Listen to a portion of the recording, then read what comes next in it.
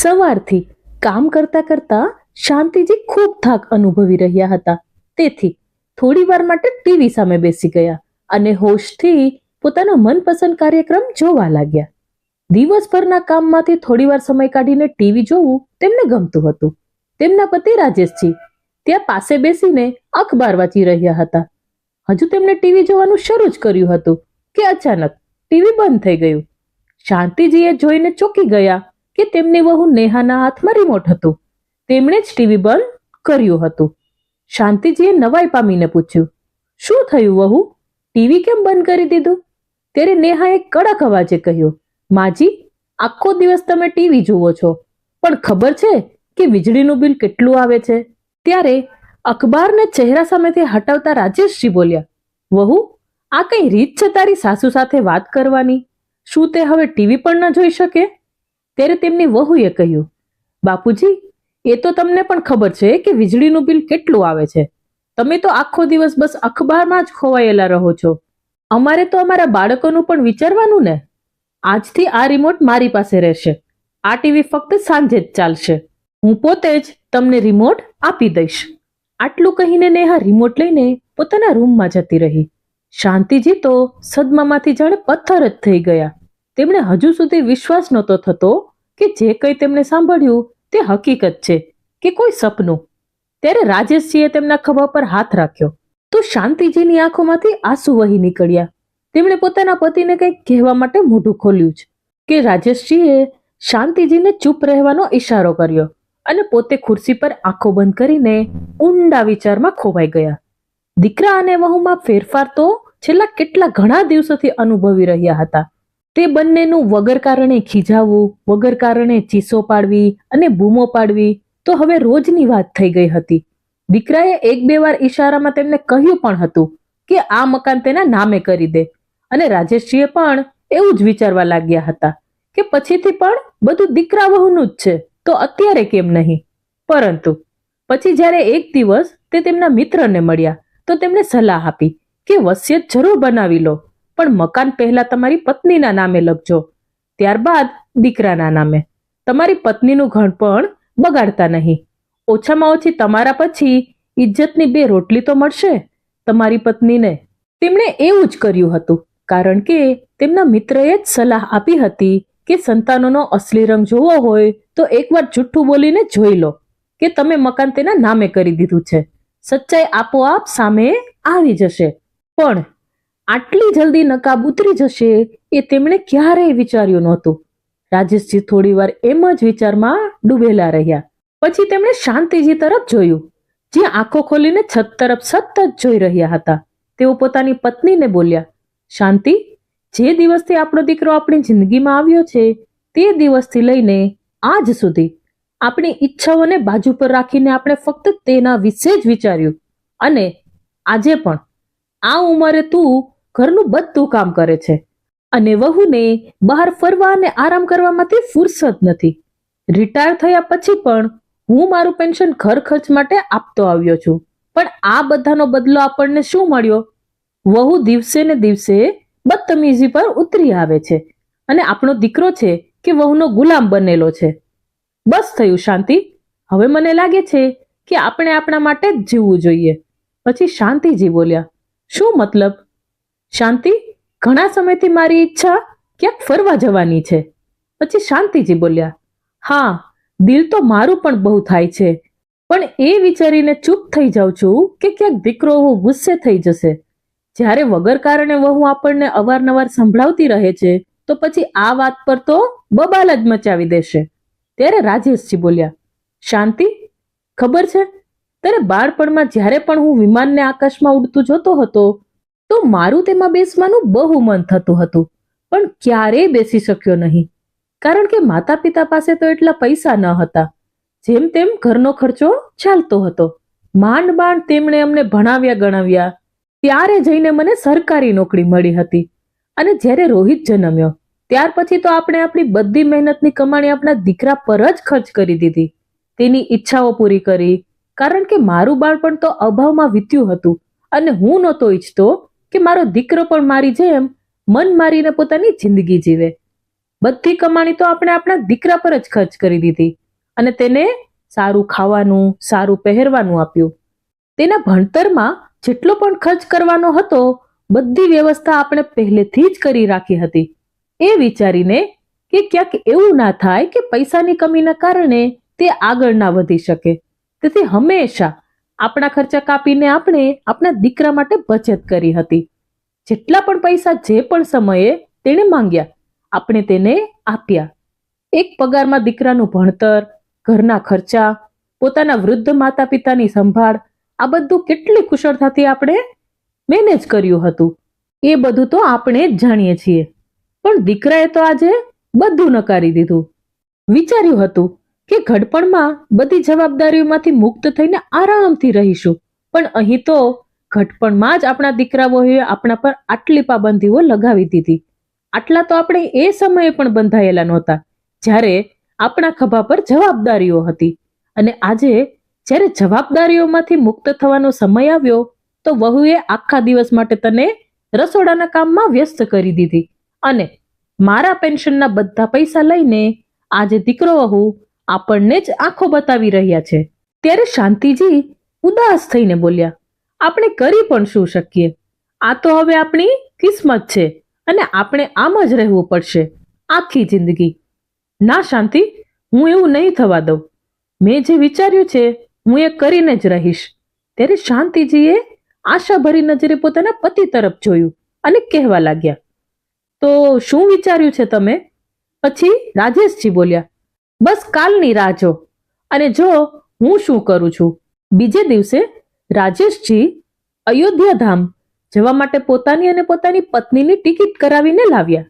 તે ટિકિટ બસ કે ટ્રેનની નહોતી પણ વિમાનની હતી. તેમને દર મહિને 40,000 પેન્શન મળતું હતું, જેમાંથી તેમણે 25,000ની ટિકિટ કરાવી અને 15,000 પોતાની પાસે ખર્ચ કરવા માટે રાખ્યા. તેમણે પોતાની પત્નીને આવીને ટિકિટ બતાવી તો શાંતિજી ગભરાઈ ગયા. શું તમે પેન્શનના પૈસા ખર્ચ કરી દીધા? અરે આ શું કર્યું તમે? હવે વહુ શું કહેશે? અરે શાંતિ, તું ચિંતા ના કર. આપણે આપણા દીકરા વહુ પર નિર્ભર નથી. મારી પાસે પોતાનું પેન્શન આવે છે. થોડા દિવસ એમ જ વીતી ગયા. પછી એક દિવસ તેમની વહુ નેહા ગુસ્સામાં તેમની પાસે આવી અને બોલી, માજી, આખરે આપ લોકોનું આ શું ચાલી રહ્યું છે? તેની આ વાત સાંભળીને શાંતિજી નવાઈ પામ્યા અને પૂછ્યું, કેમ, શું થઈ ગયું વહુ? સારું, તો તમે બોલો છો કે જાણે અજાણે તમને કઈ ખબર જ નથી. આ વખતે બાપુજીએ પોતાના પેન્શનના પૈસા નથી આપ્યા. મહિનાની 10 તારીખ થવા આવી છે. હવે આજે જ તેમને કહો કે પેન્શનના પૈસા કાઢીને મને આપી દે.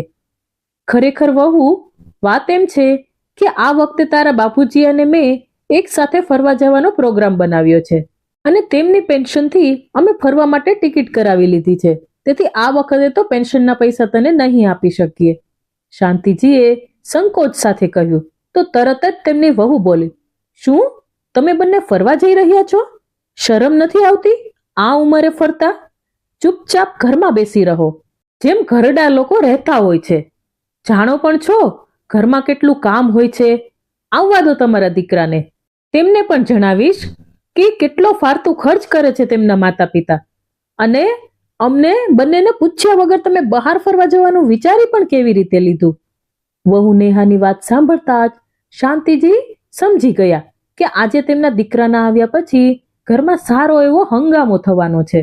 કારણ કે હંમેશાથી ઘરમાં એવું જ થતું આવ્યું છે કે પેન્શનના બધા પૈસા તેમના દીકરા વહુ તેમની પાસે લઈ લે છે અને પોતાના હિસાબે ખર્ચ કરે છે.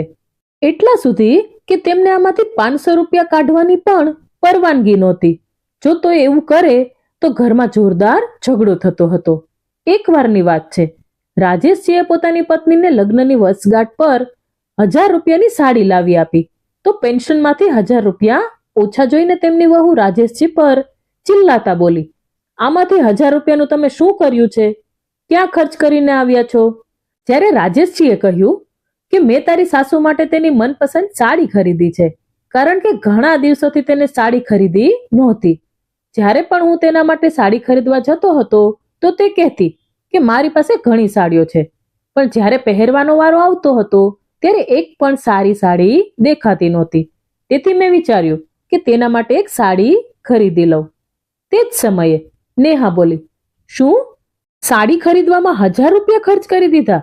આ ઉંમરે તમે લોકો એનિવર્સરી ભેટ આપી રહ્યા છો એકબીજાને? જરા વિચારો, ઘરમાં નાના મોટા કેટલા ખર્ચા હોય છે. વીજળી, પાણી, રાશન, બધાનું બિલ અમારે આપવું પડે છે.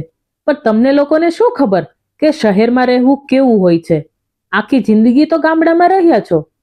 આ પ્રસંગને યાદ કરતા કરતા શાંતિજી મનોમન ગભરાઈ રહ્યા હતા કે જ્યારે નેહાએ 1000 પાછળ આટલો હંગામો કર્યો હતો તો હવે તો પેન્શનના બધા જ પૈસા ટિકિટ પર ખર્ચ થઈ ગયા છે. સાંજે જેવો શાંતિનો દીકરો રોહિત ઘરે પાછો ફર્યો તો નેહાએ તેમને બધું કહી દીધું. રોહિતે તે જ સમયે લાલચોળ થતા પોતાના રૂમમાંથી બહાર આવ્યો અને ગુસ્સામાં બૂમો પાડવા લાગ્યો. આ મહિનાની 10 તારીખ થઈ ગઈ છે અને તમે હજુ સુધી પેન્શનના પૈસા નથી આપ્યા અને તમે મને પૂછ્યા વગર બધા પૈસા ખર્ચ કરી દીધા. હવે આ મહિનાના રાશનનો ખર્ચ કેવી રીતે ચાલશે? અને આટલો ફાલતુ ખર્ચ કરવાની જરૂર શું હતી? ઘણપણમાં ફરવાનો શોખ જાગ્યો છે. અરે, આરામથી ઘરે નથી બેસી શકતા? વધારે જ ફરવાનું મન હતું તો પાસેના મંદિરમાં જઈ આવ્યા હોત. હું તમને કહી દઉં છું, જો તમે પેન્શનના પૈસા નહીં આપો.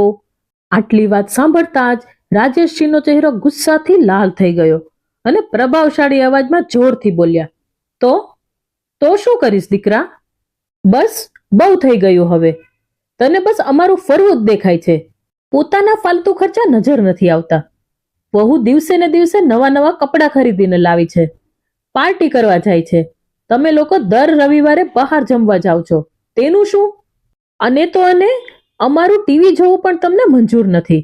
તારી પત્નીએ અમારા ટીવી જોવાનો સમય નક્કી કરી દીધો છે. અરે, ઘરડા થયા છીએ, મરી તો નથી ગયા ને અમે લોકો? અમારું દિલ પણ છે, અમારી ઈચ્છા પણ કંઈક કરવાની છે. ક્યાંક જવાનું, સારું ખાવાનું. અમારે ક્યાંક જવાથી તારા ખર્ચ વધી જશે, પણ તમારા ફરવાથી, પિક્ચર જોવાથી, બહારનું ખાવાનો ખર્ચ વધતો નથી. પોતાના પર તો ખૂબ ખર્ચ કરો છો, પણ મા બાપે જરાક ખર્ચ કરી લીધો તો ભડકી ઉઠ્યા. ભૂલી ગયો કે 2 મહિના પહેલા જ તમે લોકો વિદેશ ફરીને આવ્યા છો? તો શું વિમાનની ટિકિટ મફતમાં આવે છે? વર્ષમાં 2 વખત તમે ફરવા જાઓ છો. શું ક્યારેય અમે તમને રોકટોક કરી કે તમે ક્યાં જાઓ છો, કેટલો ખર્ચ કરો છો? પછી આજે અમારા ફરવા માટે જરાક પૈસા? પછી રોહિત બોલ્યો, પિતાજી, મારા ફરવા માટે હું તમારી સામે પૈસા માંગીને ખર્ચ નથી કરતો. પોતે પૈસા કમાઉં છું અને તે પૈસાથી અમે લોકો ફરવા જઈએ છીએ. તો દીકરા, હું પણ મારા પેન્શનના પૈસાથી જ ફરવા જઈ રહ્યો છું. મેં તારી પાસે પૈસા નથી માંગ્યા. પોતાના પિતાનો આવો જવાબ સાંભળીને રોહિત ગુસ્સાથી ધૂંધવાઈ ગયો અને બોલ્યો, ઠીક છે બાપુજી, જો તમે ફરવા જવાનો પ્લાન બનાવી જ લીધો છે તો આટલી વાત સાંભળી લેજો કે આ ઘરમાં રહેતા હું તમને મફતનું નહીં ખવડાવું. ખર્ચ માટે પૈસા તો તમારે આપવા જ પડશે, નહીં તો તમને રોટલી નહીં મળે. મારી પાસે એટલા પૈસા નથી કે તમારા લોકોનું ખાવા પીવાનું પણ કાઢું અને તમારા લોકોના ફરવા હરવાનો ખર્ચ પણ. આટલું કહીને રોહિત પોતાના રૂમમાં ચાલ્યો ગયો. ત્યારે તેમને વહુ નેહા બોલી, ક્યારેક વિચાર્યું પણ છે કે તમારો દીકરો દિવસ પર કેટલી મહેનત કરે છે અને પછી 2 પૈસા ઘરે લાવે છે? અમે થોડા દિવસ વિદેશ શું ફરી આવ્યા તે તમને દેખાઈ ગયું, પણ એ નથી દેખાતું કે તમારા 2 પુત્ર છે, તેમના ભવિષ્ય માટે પણ કંઈક પૈસા બચાવીને રાખો. બસ પૈસા ઉડાવવામાં લાગેલા છો આ ઘડપણમાં. હવે ક્યાંય ફરવા જવાની જરૂર નથી. ચૂપચાપ ઘરે જ રહો અને ઘરની રખેવાળી કરતા રહો. અને તેમ છતાં આ ઉંમરે ફરવા જશો તો ફરવાના ચક્કરમાં ક્યાંક બીમાર થઈને આવ્યા તો હું તમારા લોકોની સેવા નહીં કરું. પછી પડ્યા રહેજો એક ખૂણામાં. કેમ વહુ, ઘરમાં રહીને તારી સાસુ શું આખો દિવસ કામ નથી કરતી? બહાર ફરવા જશે ત્યારે તને લાગે છે કે બીમાર થઈ જશે. રાજેશજીની વાત સાંભળતા જ નેહા મોઢું ફિલાવીને પોતાના રૂમમાં જતી રહી. શાંતિજી તો પોતાના દીકરા વહુની વાતો સાંભળીને હેરાન રહી ગયા. તેમની આંખોમાંથી આંસુ નીકળી આવ્યા. તેમને સમજાતું નહોતું કે શું કરવું. થોડી વાર પછી શાંતિજી પોતાના પતિ રાજેશજીને કહેવા લાગ્યા, સાંભળો છો, ફરવા જવાની વાત પર તો હંગામો જ થઈ ગયો. મને લાગે છે કે આપણે આપણો પ્લાન બદલી નાખવો જોઈએ, નહીં તો દીકરો વહુ તો ઘરમાં આપણને રોટલી પણ નહીં આપે. આપણા ઘરમાં રહેવું મુશ્કેલ થઈ જશે. વાતો સંભળાવીને આપણને જીવતે જીવ મારી નાખશે. ત્યારે રાજેશજી બોલ્યા, તું ચિંતા ના કર શાંતિ, મારા હોતા તને કંઈ પણ કોઈ કરી નહીં શકે. જેટલું કહેવું હતું કહી દીધું. આ લોકો જ્યારે વિદેશ ગયા હતા ત્યારે ઓછામાં ઓછા 5 લાખનો ખર્ચો કરીને આવ્યા હશે અને આપણા 500 ખર્ચ કરવા પર કલેશ કરી રહ્યા છે. આ અન્યાય આખરે ક્યાં સુધી સહન કરતા રહીશું આપણે? ક્યારેક તો બોલવું જ પડશે, નહીતર આપણે આ રીતે સમાધાન જ કરતા રહીશું. બીજા દિવસે સવારમાં જ્યારે શાંતિજી રસોડામાં ચા નાસ્તો બનાવી રહ્યા હતા ત્યારે બધા લોકો નાસ્તો કરી રહ્યા હતા. શાંતિજીએ પોતાની વહુ અને દીકરા તરફ જોયું તો તેમના ચહેરા પર હજુ પણ ગુસ્સો સવાર હતો. ના તો તેઓ કોઈની સાથે વાત કરી રહ્યા હતા, ના તો કોઈની સામે નજર મિલાવી રહ્યા હતા. રાજેશજી પોતાના ઘરના માહોલને સારી રીતે સમજી રહ્યા હતા. જેવો નાસ્તો પૂરો થયો કે રાજેશજીએ શાંતિજીને કહ્યું, હાલ શાંતિ, હવે આપણે ફરવા જવાનું છે તો ચાલ તને 2-3 નવી સાડીઓ લઈ આપું અને મારા માટે પણ કંઈક સારા કપડાં ખરીદી લઉં. ઘણા દિવસોથી મેં પણ સારા કપડાં નથી ખરીદ્યા. હવે ફરવા જઈશું તો જૂના કપડાં નહીં પહેરીએ. રાજેશજીનું આટલું બોલવાની જ વાર હતી. તેમના દીકરા વહુ તો પહેલેથી જ ભડકેલા તૈયાર બેઠા હતા. બધી મર્યાદાઓ ઓળંગતા તેમનો દીકરો રોહિત બોલ્યો, બાબુજી, હવે અમે તમને અમારી સાથે નહીં રાખી શકીએ. અરે, તમે તો બધી જ હદ વટાવી દીધી. તમે તમારા રહેવાની વ્યવસ્થા બીજે ક્યાંક કરી લો. બધી શરમ તો તમે વેચી ખાધી છે. હવે ઘટપણમાં તમે ફરવા જઈ રહ્યા છો. અમારાથી તમારી આ હરકતો બરદાસ્ત નહીં થાય. પછી રાજેશજીએ કહ્યું, દીકરા, અમે અમારા રહેવાની વ્યવસ્થા બીજે ક્યાંક કેમ કરી લઈએ? આ ઘર અમારું છે. આને મેં મારી કમાણીથી બનાવ્યું હતું અને ઘરની જમીન પણ મારી મહેનતની કમાણીથી ખરીદવામાં આવી છે અને એ રીતે આ ઘર મારું છે. પણ બાપુજી, તમે ભૂલી રહ્યા છો કે તમે આ મકાન મારા નામે કરી ચૂક્યા છો. પછી રાજેશજીએ એક સ્મિત સાથે બોલ્યા, ના દીકરા, મને સારી રીતે યાદ છે મેં વસિયતમાં શું લખાવ્યું છે. એ તો ભલું થજો મારા મિત્રનું, જેણે મને આ સલાહ આપી કે મારે જીવતે જીવ મારું મકાન મારા દીકરાના નામે ના કરવું જોઈએ. અને સારું થયું કે મેં મકાન તારા નામે ના કર્યું, નહીં તો અમને 2 ઘર કરવા માટે એક પળની પણ વાર ન લગાડી હોત. એક વાત કાન ખોલીને સાંભળી લો કે મેં અને તારી માએ જિંદગીમાં ખૂબ ઇજ્જત કમાઈ છે અને જો તમે લોકો મારી કે તારી મા સાથે બેઇજ્જતીથી વાત કરશો તો એ મને બિલકુલ મંજૂર નહીં હોય. તેથી મેં આજે નિર્ણય લીધો છે કે તમે ઉપરના માળે શિફ્ટ થઈ જાઓ અને તમારી ગૃહસ્થી અલગ વસાવો અને મને દર મહિને 30,000 ભાડું આપી દેજો, અથવા પછી બીજું કોઈ મકાન પણ શોધી શકો છો. મને તેનાથી પણ કોઈ વાંધો નથી. આજે મહિનાની 20 તારીખ છે. તારી પાસે 30 તારીખ તક સુધીનો સમય છે. વિચારીને જવાબ આપી દેજે.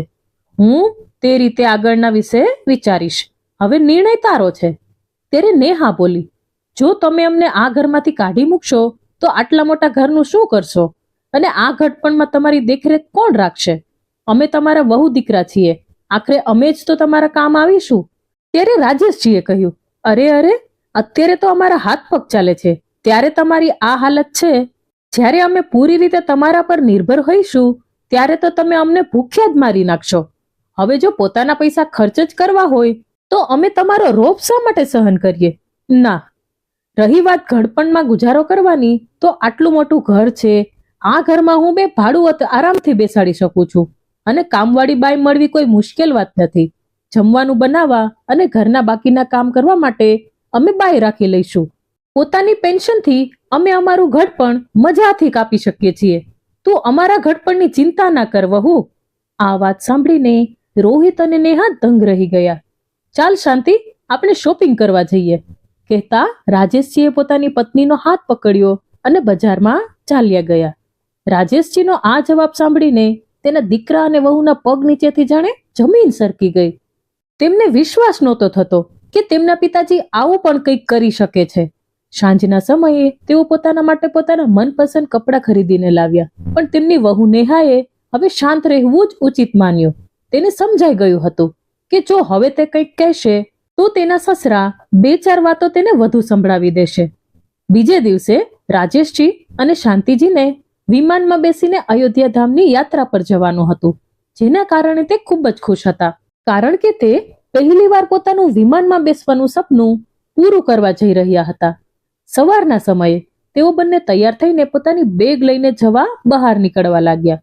ત્યારે પોતાના દીકરા અને વહુને અવાજ આપતા કહ્યું કે અમે 10 દિવસ પછી આવીશું, ત્યાં સુધી તમે તમારી વ્યવસ્થા કરી લેજો.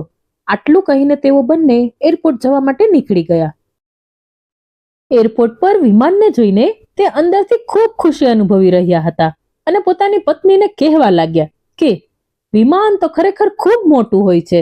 જ્યારે આકાશમાં ઉડતું જોયું હતું તો એવું લાગતું હતું કે આ બહુ નાની વસ્તુ છે, પણ આજે સામેથી જોવાથી ખબર પડી કે તે હકીકતમાં કેટલા મોટા હોય છે. જ્યારે તેઓ બંને અયોધ્યા ધામ પહોંચ્યા તો ત્યાં પહોંચીને તેમણે મંદિરના દર્શન કર્યા અને પછી આસપાસની જગ્યા પર ફરવા નીકળી ગયા.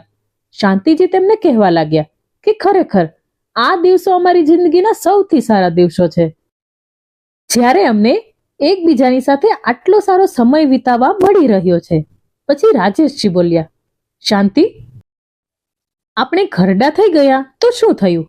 અરમાન તો આપણા દિલમાં પણ છે ને. ઘણપણ આવવાની સાથે આપણી ઈચ્છાઓ મરી તો નથી ગઈ ને. સારું ખાવાની, સારું પહેરવાની અને ફરવાની ઈચ્છા તો આપણા દિલમાં પણ છે. પણ આજકાલના બાળકોને લાગે છે કે ઘડપણ આવી ગયું છે તો જિંદગી પૂરી જ થઈ ગઈ છે. એ તો ભગવાનનો શુકર છે કે અત્યારે આપણને પેન્શન મળે છે. આજે આ પેન્શનના જોરે હું મારા બાળકોની સામે બોલી શક્યો, પણ મને તો એ મા બાપ વિશે વિચારીને પણ ચિંતા થાય છે કે જે બધું પોતાના બાળકો પર લૂંટાવી દે છે અને ઘડપણ માટે કંઈ પણ પોતાની પાસે નથી રાખતા. કેવી રીતે તે લોકો પોતાનું ઘડપણ કાપતા હશે જ્યારે તેમના બાળકો એક એક વસ્તુ માટે તેમને મોહતાજ કરી દેતા હશે. અયોધ્યા ધામ તો બહુ દૂરની વાત છે. આપણો દીકરો તો આપણને આજ સુધી પાસેના કોઈ મંદિરમાં પણ નથી લઈ ગયો. ખેર, છોડો આ બધી વાતો. શાંતિ, આપણે અહીં આરામથી થોડા દિવસ વિતાવીશું અને પછી ઘરે જઈશું. જોત જોતામાં 10 દિવસ વીતી ગયા. ત્યારબાદ જ્યારે તેઓ ઘરે પાછા ફર્યા તો તેમને જોતા જ રોહિત અને નેહા તરત જ તેમની પાસે દોડી આવ્યા અને તેમના પગમાં પડી ગયા અને બોલ્યા, બાપુજી, અમને માફ કરી દો, અમારાથી ભૂલ થઈ ગઈ છે. તમારે જે રીતે આ ઘરમાં રહેવું હોય તમે તે રીતે રહો. જ્યાં તમારું ફરવાનું મન હોય ત્યાં ફરીને આવો, પણ અમને આ ઘરમાંથી ના કાઢશો. અમે આ ઘર છોડીને ક્યાં જઈશું? તમે તો જાણો જ છો કે મારો પગાર કેટલો છે. હવે તેમાંથી હું મકાનનું ભાડું 30,000 કાઢીશ તો ઘર ખર્ચ કેવી રીતે ચલાવીશ? પછી નેહા બોલી, માજી, તમે જ બાબુજીને સમજાવો કે તેમને આ ઘરમાંથી જવા માટે ના કહે. હવેથી ઘરનું બધું જ કામ હું કરીશ. તમે બસ બેસીને આરામ કરજો અને જી ભરીને ટીવી જોજો. ટીવીનું રિમોટ તમારી પાસે જ રહેશે. રાજેશજીને હવે ખાતરી થઈ ગઈ હતી કે તેમના દીકરા વહુને અક્કલ આવી ગઈ છે. હવે તે તેમના ઘડપણની જિંદગીમાં દખલગીરી નહીં કરે. તો તેમણે કહ્યું, ઠીક છે દીકરા, તો તું આ ઘરમાં રહેવા માંગે છે તો મારી પણ એક શરત છે. હું મારી પેન્શનના પૂરા પૈસા તને નહીં આપું. કંઈક પૈસા હું મારી પાસે રાખીશ, કારણ કે ઘડપણમાં મારા અને તારી માતાના કંઈક ખર્ચા છે. અમારી દવાઓના ખર્ચા તો ચાલતા જ રહે છે. ક્યારેક બ્લડ પ્રેશરની દવા, તો ક્યારેક ડાયાબિટીસની દવા, તો ક્યારેક સાંધાના દુખાવાની દવા. અને વારંવાર મને તારી સામે હાથ ફેલાવો ગમતો નથી. પોતાના જ પૈસા માટે હું તારા પર નિર્ભર રહું એ મને મંજૂર નથી. તો પછી રોહિતે કહ્યું, ના પિતાજી, તમે કેવી વાત કરી રહ્યા છો? તમને જેમ ઠીક લાગે તેવું જ કરજો. પછી રોહિતે નેહાને કહ્યું, નેહા, તું અહીં ઊભી ઊભી શું કરે છે? જલ્દીથી મા અને પિતાજી માટે ચા બનાવીને લાવ, તેઓ થાકી ગયા હશે. આટલું સાંભળતા જ રાજેશભાઈ સ્મિત કરવા લાગ્યા અને મનોમન વિચારવા લાગ્યા કે જો આજે તેમણે પોતાના અને પોતાની પત્નીના સ્વાભિમાન માટે આ નિર્ણય ન લીધો હોત તો પહેલાની જેમ આજે પણ તેમને મન મારીને જીવવું પડ્યું હોત. ક્યારેક જિંદગીમાં પોતાના માટે પણ કેટલાક કઠોર નિર્ણયો લેવા પડે છે. થોડું સ્વાર્થી બનવામાં કોઈ વાંધો નથી હોતો. આ તો દુનિયા છે અને દુનિયા તો કંઈક ને કંઈક બોલશે જ. પરંતુ જો પોતાના હાથમાં પૈસા હોય તો આપણે આપણી એટલી ઇજ્જત તો બનાવી રાખવી જોઈએ કે આપણને કોઈ કંઈ કહી ન શકે અને પોતાના પૈસાના જોરે આપણે આપણી જિંદગી સ્વાભિમાન સાથે વિતાવી શકીએ. તો મિત્રો, તમને શું લાગે છે? રાજેશભાઈ દ્વારા લેવામાં આવેલો નિર્ણય સાચો હતો? તમારો અભિપ્રાય કમેન્ટ બોક્સમાં જરૂરથી લખજો. જો વાર્તા પસંદ આવી હોય તો વિડીયોને લાઈક કરો, ચેનલને સબસ્ક્રાઇબ કરો અને શેર કરવાનું બિલકુલ ભૂલશો નહીં. અને તમે કયા ગામથી મારી સ્ટોરી સાંભળો છો તે પણ અમને જરૂરથી જણાવજો. વાર્તાને પૂરી સાંભળવા માટે તમારો ખૂબ ખૂબ આભાર. ફરી મળીશું એક નવા એપિસોડ સાથે. ખૂબ ખૂબ ધન્યવાદ. જય શ્રી કૃષ્ણ. રાધે રાધે.